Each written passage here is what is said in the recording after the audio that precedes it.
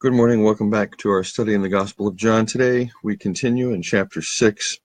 We have looked at the feeding of the 5,000, that central miracle in the chiastic structure of the 7 signs, the Semea, and we've observed that each of the key, the beginning, the center, the feeding of the 5,000, the wedding at Cana, and the cross, which is the mirror of the wedding at Cana, all three are Eucharistic in nature and with definite reference to the blood of Jesus.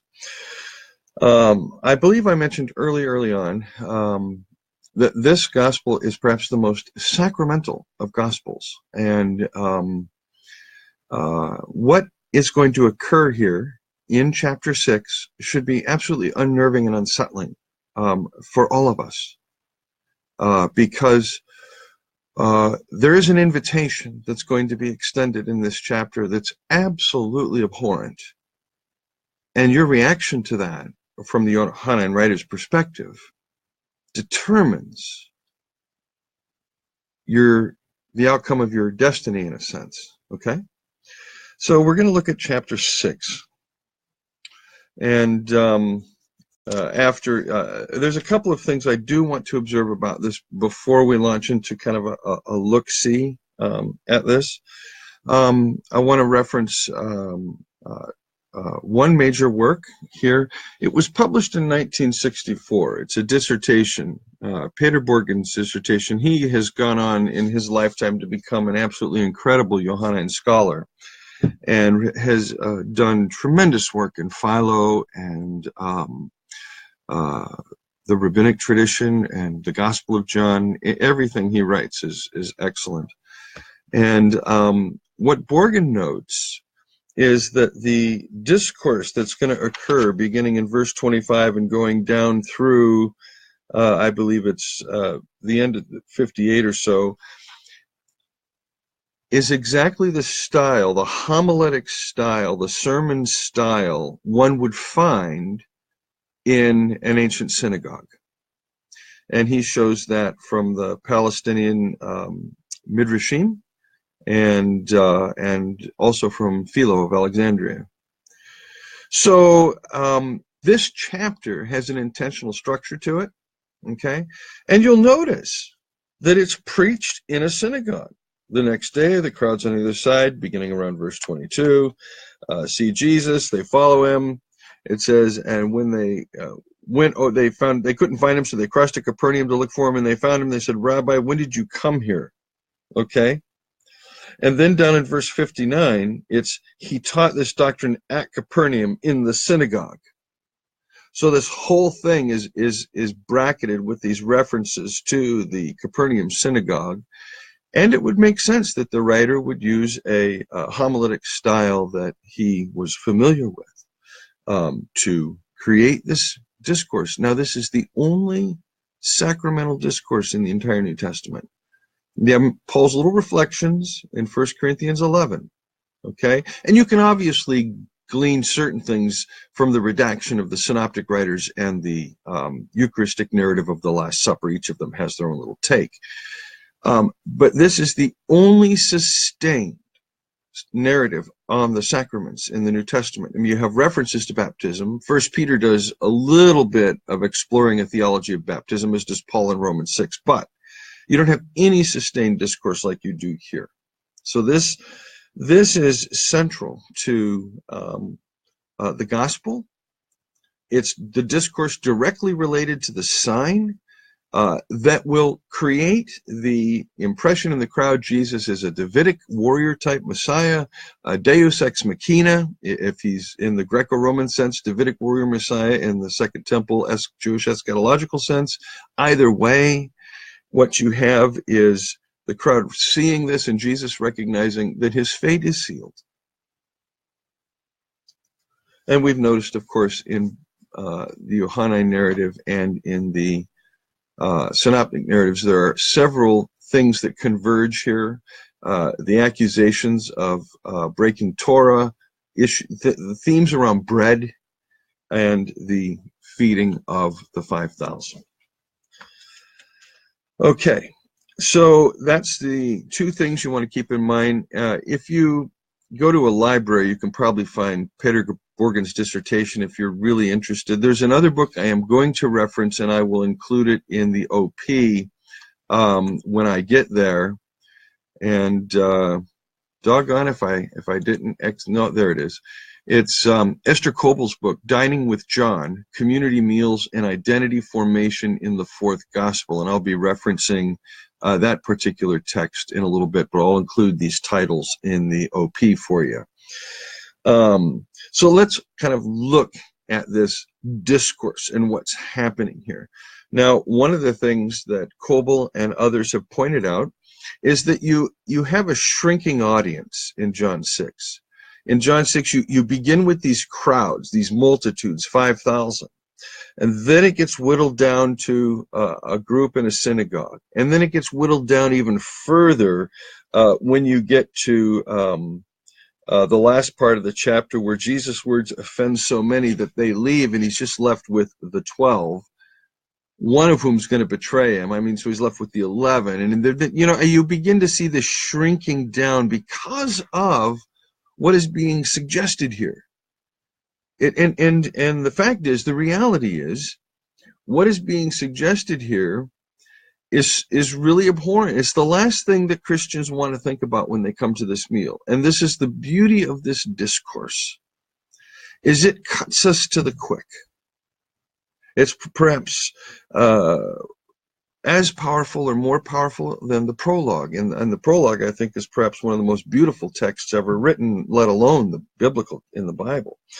So you begin.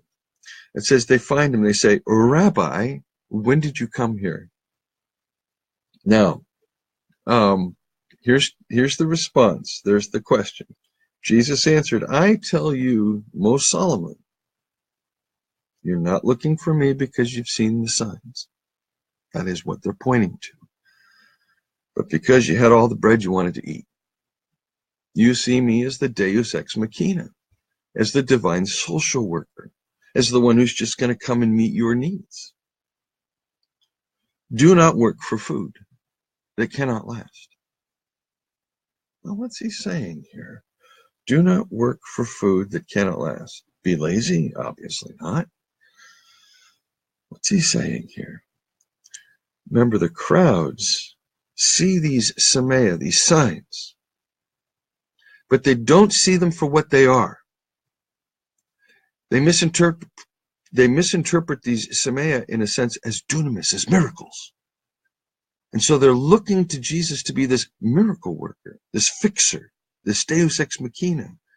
But the writer of the fourth gospel, these are not just miracles, displays of power, which, again, Jesus isn't the only one in his culture to be able to have displays of power. There are many others, or at least several others that we know of, which suggest a plurality of others.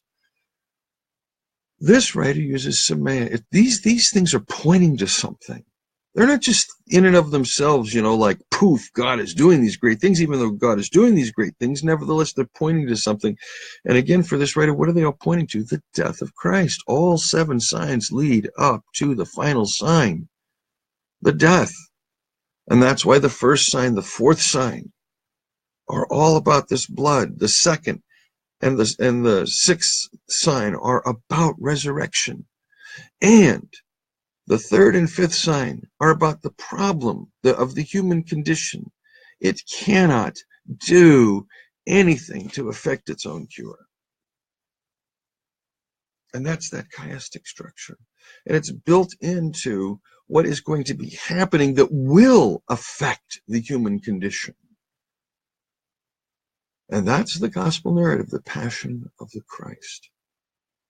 And the telling of the story of the revelation of the Father and the Son and humanity's rejection of that message.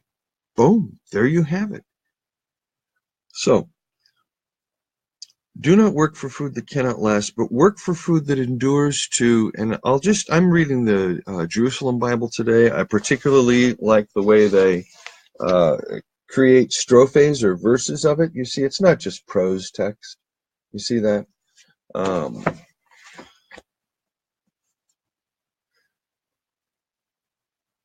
I'm going to read this. It says eternal life. Again, I want you to think here, not in terms of Protestantism and, we live in time and then after that's eternity. No, we live in eternity. This is, there's an old debate. Let me just get you. This is an old debate. And dear God, I hope I can remember where I'm at because I'm about to rabbit trail. Took place in and around the time of the Reformation, post-Reformation era, and it's a debate about whether or not the infinite, the finite, can contain the infinite. It has to do with the debate between the Lutherans and the Calvinists on the Eucharist. Because the Lutherans said, yes, the finite can contain the infinite. And that's how they get their in with under transubstantial or consubstantial view of the Eucharist.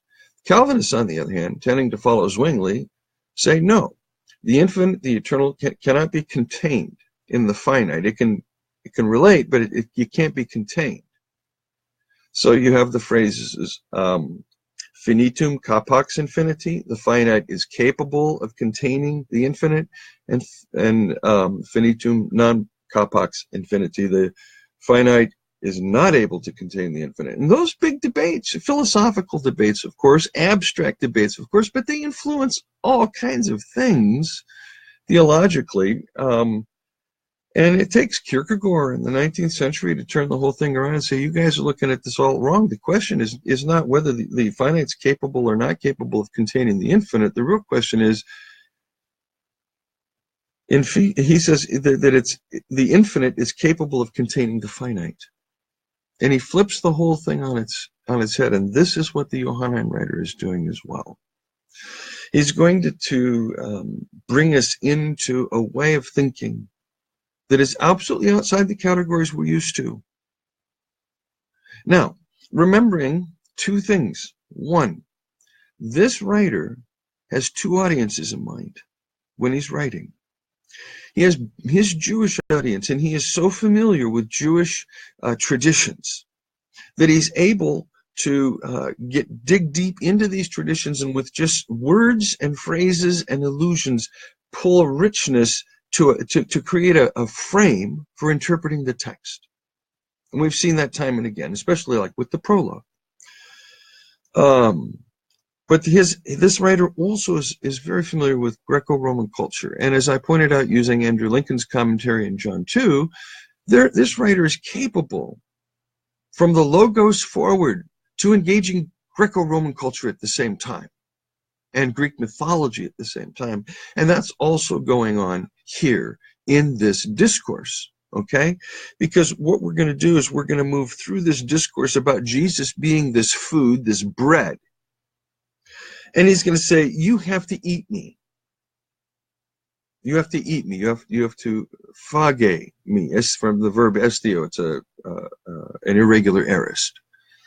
And so don't think you got two different verbs here as though phaging is its own verb. No, it's just the aorist of estio, which means to eat or to dine.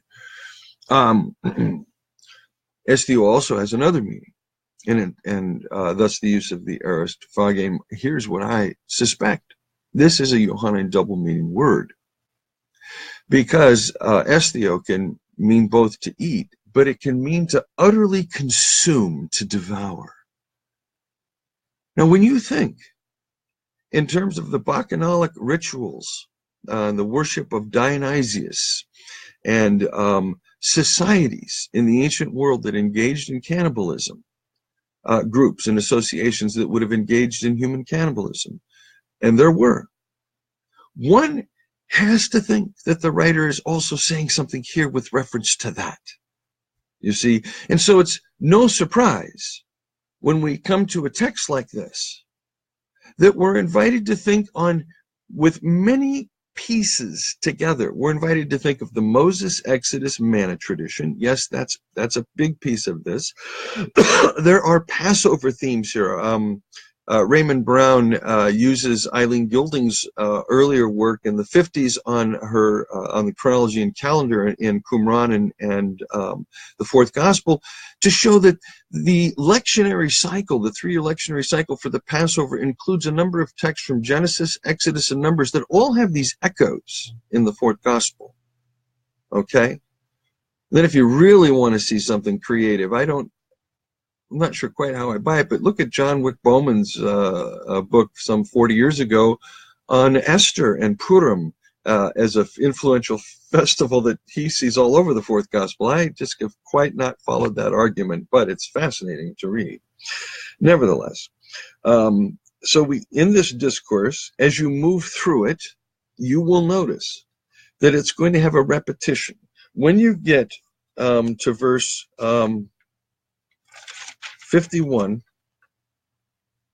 you're going to get the repetition from verse 35. Verse 35, I am the bread of life. He who comes to me will never be hungry. He who believes in me will never thirst. Again, 51's now going to be the repetition of that, or the inclusio. Anyone who eats this bread will live forever, and the bread that I give is my flesh for the life of the world. Commentators again do note that the term here is not soma, it's not body. This is my body, this is my soma, as in the Eucharistic narratives of the Synoptics and Paul. This is my sarx. The word becomes sarx in John 1:14, flesh, the outer skin, the muscle, the tissue, you know. And that's one indication that we are to think in terms of not just simply the manna in the wilderness, the feeding of the 5,000, God providing lunch, so to speak. It's much, much deeper and richer than that. We are explicitly to think of eating human flesh and drinking human blood. Now, having said that, I want to observe something that Esther Kobel notes, again in her book in chapter 7. Excuse me. It's a fantastic book, by the way. It's called Dining with John. It's an excellent, excellent book. And she runs through, let me get back to my screen so I can see what I'm doing. She actually runs through all the references in ancient literature to the Bacchanalian rites and rituals, the community meals, and the various orgiastic types and associations and things that were influenced there. She observes a number of the explicit parallels between the mythologies of these gods, particularly Dionysus, the god of wine, and that festival that celebrates them, the Bacchanal, and what happens here in this narrative. And it's a marvelous, and she even traces this on into the early church and the accusations of cannibalism against the early Christians. And I just think this is powerfully significant, because the one thing you could never accuse Christians of when it comes to the Eucharist is cannibalism, because they've sanitized the whole thing. They've either hyper-spiritualized it, hyper-symbolized it, or sanitized it, okay, at the Eucharistic meal. And so Esther Kobel notes in her work, I'm going to read from her work now, quote, aside from the echoes to Eucharistic or Dionysian traditions that have been discussed in previous chapters, the graphic language in John 6:51 to 58 raises the uncomfortable possibility that the Johannine Jesus is inviting his listeners to engage in cannibalism. This is an interpretation, however, that very few commentators care to discuss, if they mention the idea at all. It is merely to dismiss the language as mere metaphors with no correspondence to real life. I would like to suggest, however, that the original audience would not necessarily have heard and understood this passage in an exclusively metaphorical manner. Rather, the original audience may well have heard in these words allusions to cannibalistic behavior in the literal sense.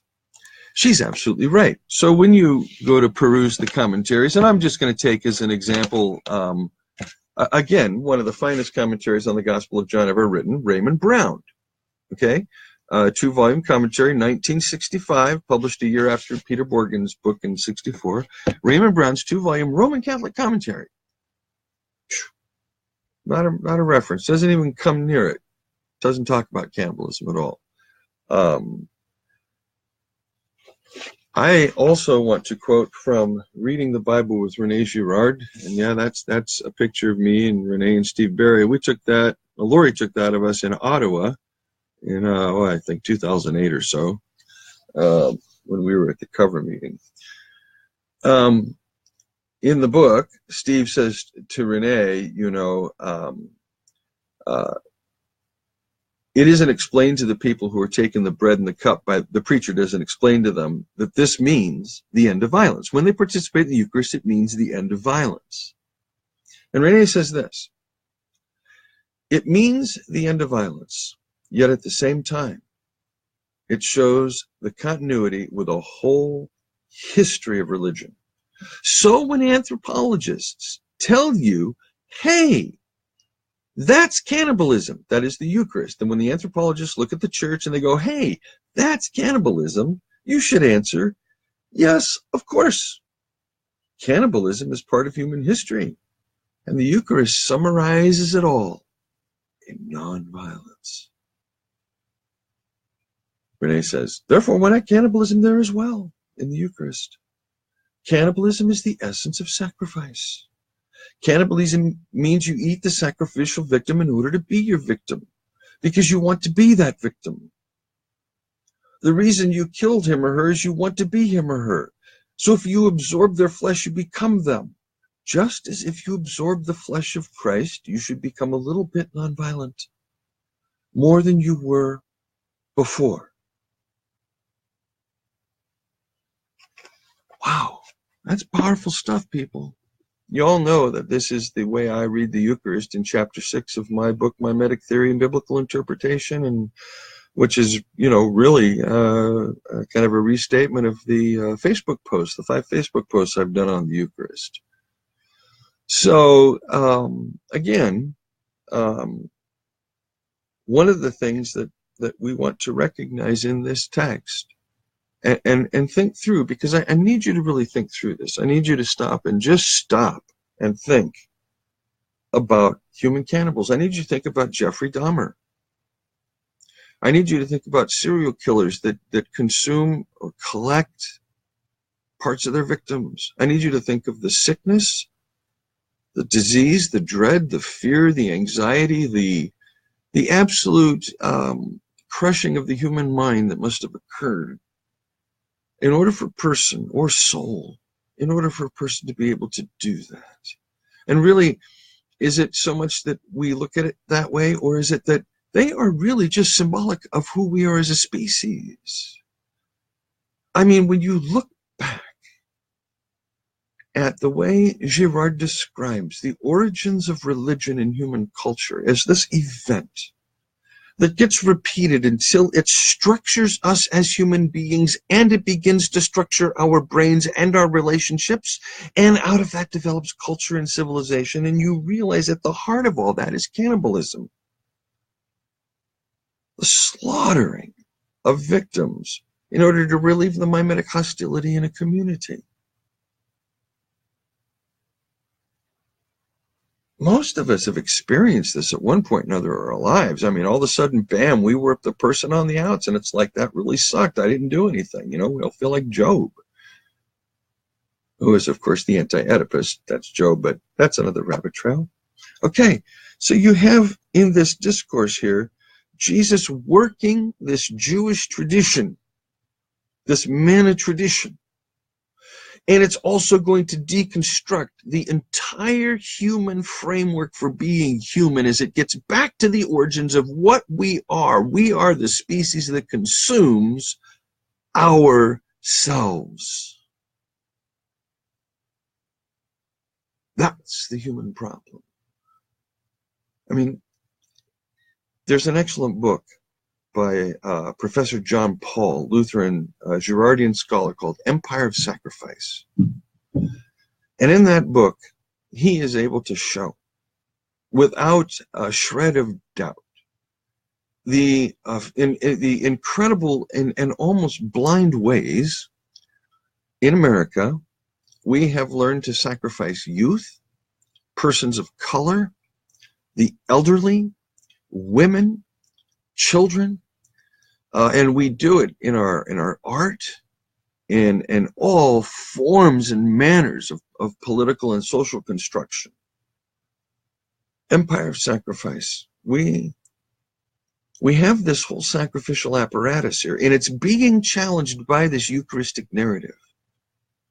You see, everything about us is being challenged at this point, because we're going to end up making one of two decisions.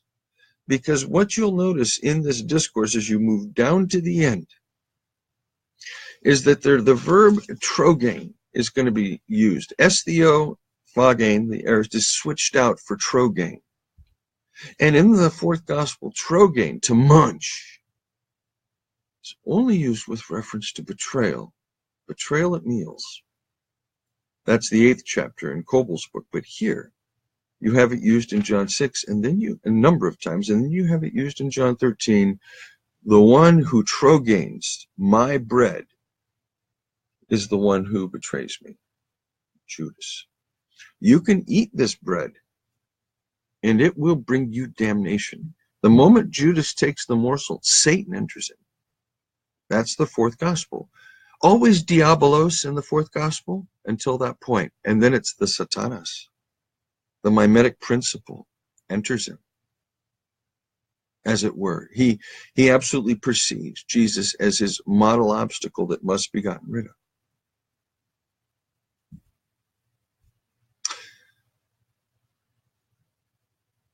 Trogein is to betray, to eat, to munch, to consume, to devour, but so is estheo.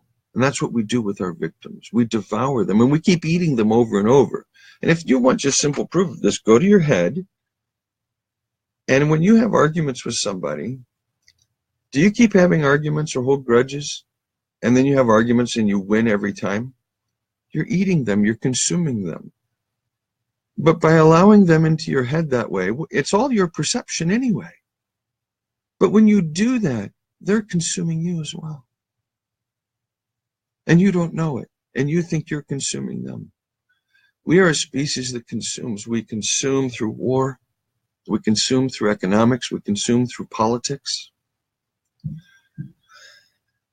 This whole discourse is about consuming the right thing. And so Jesus invites us to I'm going to just invite you to note these things as you read this discourse today, rather than trying to actually exegete it verse for verse. I'm just going to invite you to get in there and allow this writer to shake you up. And I'm just trying to give you enough kind of background to do that.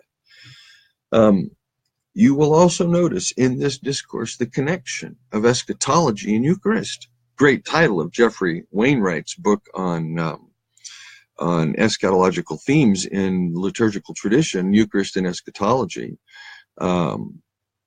I think that was his doctoral dissertation. I'm not sure. Brilliant book. At any rate, eating this bread has to do with the last day, has to do with this final judgment. It has to do with everything, whether one is going to be in the light when consuming the bread, eating the bread of life, drinking the water that leads to no more thirst, or whether one is going to eat and drink damnation unto oneself. This, by the way, this theme of eating and drinking damnation that we see in 1 Corinthians, again, it's another connection, I think, and I wonder about, did the Apostle Paul derive this from the writer of the fourth gospel after he would have met that writer in the community of Ephesus? I'm collecting these things, as you know. So, the point is, in the Eucharistic meal, you are eating something. You're either eating the other. You're perceiving that God is the other, or you're eating yourself, or you're eating your neighbor. The only one that counts to eat in that meal is Jesus. It is his flesh that we're invited to eat. It is his blood we're invited to drink. I do want to note this.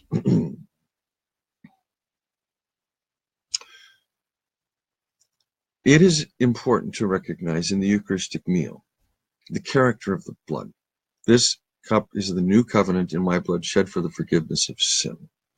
The cup is tied intimately to forgiveness. It is tied to certainly the Lucan saying on the cross, admittedly a textual variant. Nevertheless, I take it as historical. Father, forgive them. They don't know what they're doing.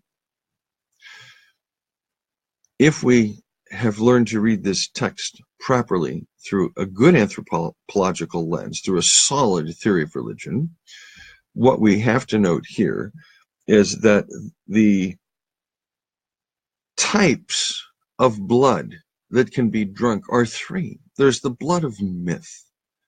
That's the blood the community drinks to solidify its belief that it's done the right thing in killing and eating the victim. This is the proper ritual. It's being done correctly. The gods want it. And whenever we sacrifice our youth and sending them off to war, or we say it's, for these kinds of reasons, and that's why we valorize them so greatly in the monuments, gave the supreme sacrifice kind of logic. There is the blood of vengeance, the cup of vengeance, blood as a cup of vengeance, Abel's blood. When you drink that blood in the Eucharist, what you're looking for is vengeance, and you're looking for God to provide it. If you can't provide it, you're looking for God to provide it, either here and now or eschatologically. And that's the blood of Abel. But the blood of Jesus is the blood of forgiveness. It's the blood of the forgiving victim. Okay? The major problem I have right now with Protestant Christianity is that it has evacuated that from the Eucharist. The way progressive and liberal Christianity has related to important social movements in America has been a difficult challenge for them. On the one hand, there is a seething and raging anger on the part of many, many, many groups that have a history, and Howard Zinn has pointed this out, of being oppressed basically by a white male hierarchical establishment. We get all that. That's just kind of the way it is. However, when Christianity, which claims that at its table shares in a cup that speaks a word of forgiveness, joins in a movement whose cup only speaks the blood of Abel, and those cups become confused, that Christianity is no longer speaking the gospel. And so on the one side, it wants to say, we believe in inclusion, we believe in forgiveness of all, we believe in dialogue, we believe in this, we believe in that. But on the other hand, it's aligning itself with a tactics, a strategy, and a politics, and a rhetoric of Abel. And Hebrews points out the blood of Jesus is superior to that of Abel, because anger will always lead to vengeance, the desire for vengeance. I mean, Shakespeare is the clearest exegete of this, and if you want exegesis of Shakespeare in that, go read Girard's A Theatre of Envy. The fourth gospel here is taking us into this world of the structuring foundations of human culture, the logos of Heraclitus, that this writer is directly addressing. The logos of Heraclitus is conflict, polemos, war, sacrifice. That's the context of the principle that structures reality and human thought, and it does. Heraclitus was correct. Hundreds of years before Jesus, he observes this. He doesn't have an alternative. There is no gospel yet. He's Greek, but he sees it.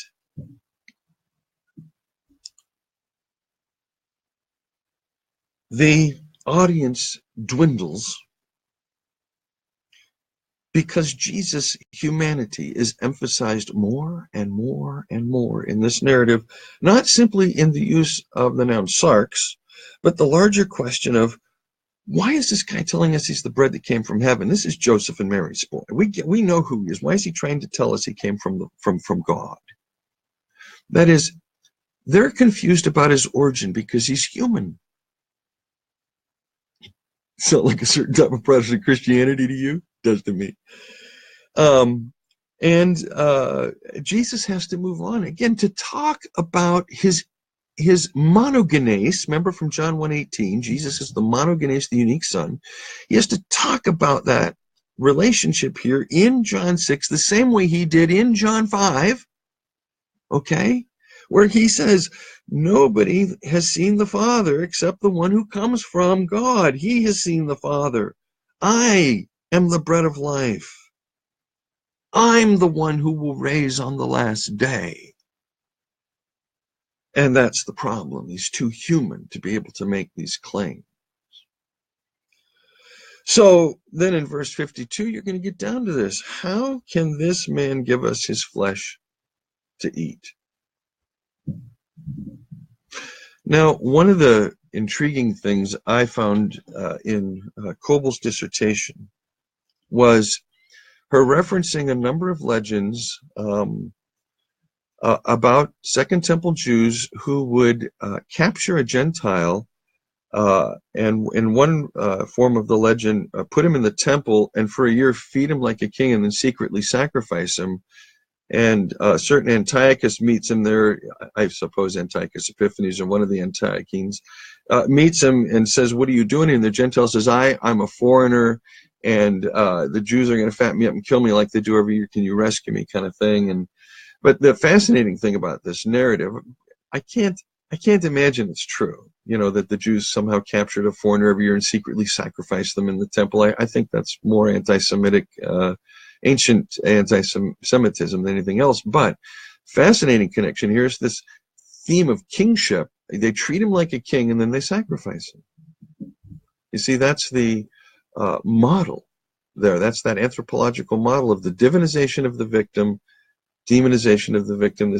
But it gets reversed, of course, in the ritual process. Originally it's demonization, divinization, but through ritualization it becomes the obverse. First, the scapegoat is treated like a king for a season, and then they're sacrificed. In this text, the crowd wants to make Jesus king, and he recognizes he will be the sacrifice. Another powerful theme about the destructuring of empire in this text. Empire, Eucharist, ethics, eschatology, they're all right here, and they all connect and correlate. Do you see that? This is a powerful text. So as you move through reading this John 6 narrative, what you're going to continue to find as you move down through this, Jesus is saying, as you move toward the end, the synagogue hearers say, this is intolerable language. Now, I want to tell you a story about how intolerable this is. I've done this twice, but I want to tell you about the first time I did it, because it was totally spontaneous. I mean, completely spontaneous on my part. I'm at a house church in Birmingham, England. And this, I think, 2014, 13, 14, I don't know, remember when. Michael and Cheryl Nims, the leaders of the Anabaptist Network in the UK, and incredible people, had arranged this. So we're at this long wooden table, and for some reason, I suppose I had must have been editing the Girard book or something at the time. Because when they asked me to do a little communion reflection, there were, I don't know, 15 adults around this long table, and there was a loaf of bread there, and there was a cup of wine, kind of a goblet type of wine. And I imagine they thought they were going to get this, good reflection. So I'm talking about cannibalism. And the Eucharist and the bread. And I said, when we eat this, we come as persecutors. We hate Jesus. And if I was to use the language here in this video publicly on Facebook that I used that night with regard to Jesus and the bread, you would be shocked and appalled. Because what happened was there's also a big bread knife there on the table in front of me. And so as I'm talking about how we hate Jesus, we are the mob, we are the crowd, we hate everything he stands for. We just, the darkness shuns the light, it hates the light, and it's in us to hate him, it's in us to despise him, it's in us to react to this nonviolence BS and on. And I picked up the knife and I said, Jesus, you mother effer, and I stabbed the bread. I said, you stupid bastard. And I'm just stabbing this bread and cursing Jesus for everything I'm worth. And then I put the knife down over by the next person and I passed the bread and I said, your turn. Well, most people passed on that. A few people took it and tried to do it kind of meekly. I hate you, I hate you. One person did it pretty vigorously, and by the time the bread got around to the end of the long table, it was still pretty intact, because it hadn't been that vigorously attacked. And I thought, isn't this fascinating? Here, Jesus says, take all your anger, hostility, bitterness, and rage against each other out on me. Hate me. And we won't do it. Because we love the Lord Jesus. We love Jesus. We come to church on Sunday and we love Jesus. There's no way we want to perceive what we're doing in that Eucharistic event as this. That's why, you get the Mass and the altar. They call it an altar in every church. They call it an altar. And he said, not an altar, people. If it was an altar, it would be a bloody mess. We got white cloths and linens and gold chalices and this and that and the other, and we have little covers to cover things, and we've got little jars, and we've got little gold things to hold bread, and we got all kinds of fancy, but it's never a mess. And when we're done, we wrap it all up and clean it all up and boom, boom, boom. It's never a mess. There's never a sacrifice there.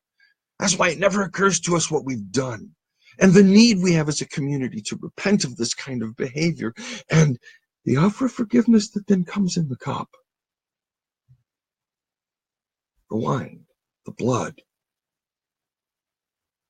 the water, the Spirit that cleanse us and show us how we become a little more nonviolent each time we share in this community meal. Each time becoming more and more like the one we're consuming, Jesus. That is the Eucharist. That is not practiced in the church. There you have it. So, I invite you to look at John 6 through this lens. Now let's move to the end. Again, remembering, in the synoptic narratives, after the feeding of the 5,000, something so disturbs Jesus that he flees to Gentile territory in Caesarea Philippi. And he goes, who do people think I am? And then they give him all these reasons. Yeah, they think John the Baptist, Elijah, this, that, and the other. And who do you think I am? Oh man, you're the Davidic Messiah. And Jesus has to go, shut up. Shut up.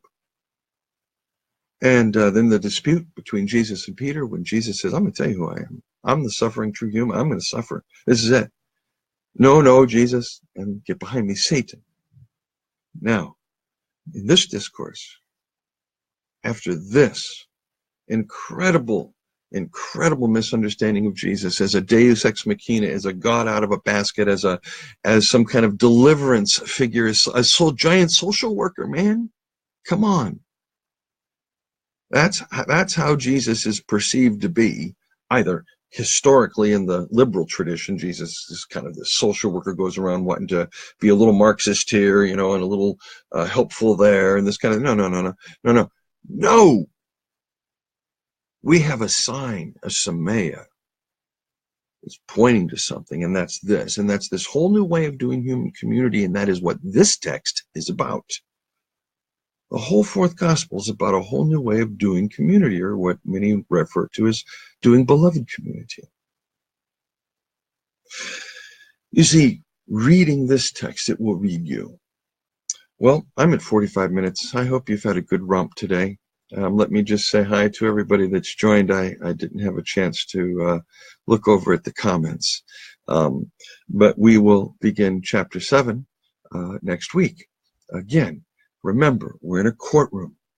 There are witnesses being called.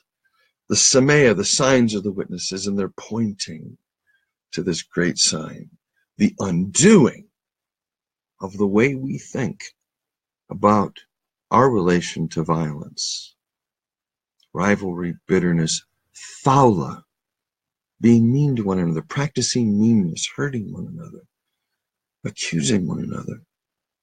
Oh, you didn't do this, you didn't dot this I, you didn't cross this T, you didn't utter that shibboleth. You disagree with me here. That's all practicing faula. Okay? Hey, Chris, you're quite welcome. We want to be children of the light. We want to be those that eat the bread of life, drink the water of life. Those who are given the authority, the exousia, to become children of the Papa, as Jesus, the light of the world, as Jesus. So that we too are the bread of life. We go out, the world consumes us. How does it consume us? It cannibalizes us. And we forgive. Would that Christianity recognized that it exists only to be eaten and only to forgive. Cheers.